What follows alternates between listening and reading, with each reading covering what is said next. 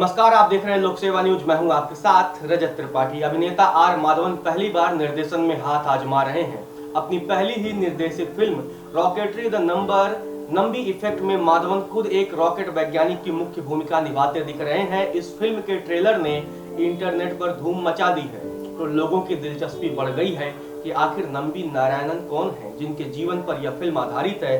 इससे पहले कि आप इन गर्मियों में यह फिल्म देखें, जानिए कि 2019 में पद्म भूषण से नवाजे गए नंबी नारायणन कितने महत्वपूर्ण व्यक्तित्व रहे हैं और किस फर्जी केस ने एक ड्रामा फिल्म के लिए स्क्रिप्ट दे दी है।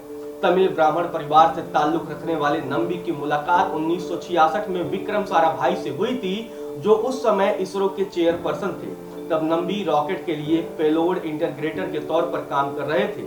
साराभाई चूंकि योग्य लोगों को ही भर्ती करने के पक्ष में थे, इसीलिए नंबी ने एमटेक के लिए तिरुवनंतपुरम के इंजीनियरिंग कॉलेज में दाखिला लिया था। साराभाई की कोशिशों से नंबी को नासा फेलोशिप भी मिली थी और वहां से उन्होंने केमिकल रॉकेट प्रोपल्सन में मास्टर डिग्री भी हासिल की, वो सिर्फ 10 महीने के भीतर, जो कि रिकॉर्ड था। अमेरिका में उन्हें जॉब का प्रस्ताव भी दिया गया था, लेकिन वो भारत लौट आए। यहाँ नंबी ने 1970 के दशक की शुरुआत में फ्यूल रॉकेट तकनीक की शुरुआत की, जबकि एपीजे अब्दुल कलाम की टीम सॉलिड मोटर पर काम कर रही थी। वहीं अब इसरो के साइंटिस्ट नंबी नारायणन के प्रताड़ना मामले में सुप्रीम कोर्ट में अगले हफ्ते सुनवाई करने का फैसला लिया है। 2018 में इस मामले की जांच के लिए हाई पावर कमेटी बनाई गई थी, जिसने सुप्रीम कोर्ट में अपनी रिपोर्ट सौंप दी है। सुप्रीम कोर्ट के पूर्व जस्टिस डीके जैन की अगुवाई वाली कमेटी का गठन सुप्रीम कोर्ट ने किया था।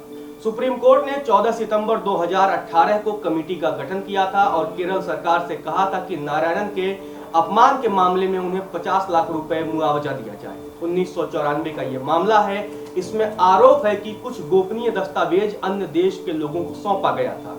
इस मामले में साइंटिस्ट नारायणन को गिरफ्तार भी किया गया था। बाद में सीबीआई ने अपनी जांच रिपोर्ट में कहा था कि नारायणन की अवैध गिरफ्तारी थी और केरल के तत्कालीन आला पुलिस अधिकारी इसके लिए जिम्मेदार हैं। आपको बताते हैं कौन है नंबी नारायणन और क्या है ये पूरा मामला, चलिए विस्तार से बताते हैं। नारायणन को 1994 में केरल पुलिस द्वारा फंसाया गया था, जब राज्य में के करुणाकरन की अगुवाई वाली कांग्रेस सरकार थी।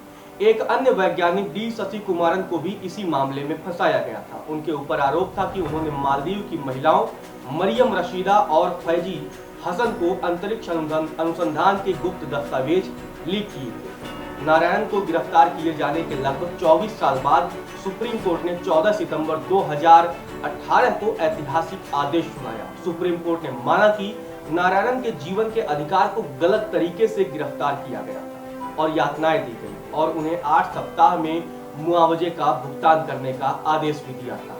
यह मामला तब काफी तूल पकड़ लिया था और तत्कालीन मुख्यमंत्री को इस्तीफा तक देना पड़ गया था। नारायण को पीड़ा पहुंचाने और उन्हें प्रताड़ना करने के लिए दोषी ऑफिसरों के खिलाफ जांच और उचित कदम उठाने के लिए हाई पावर कमेटी का गठन का सुप्रीम कोर्ट ने आदेश दिया था।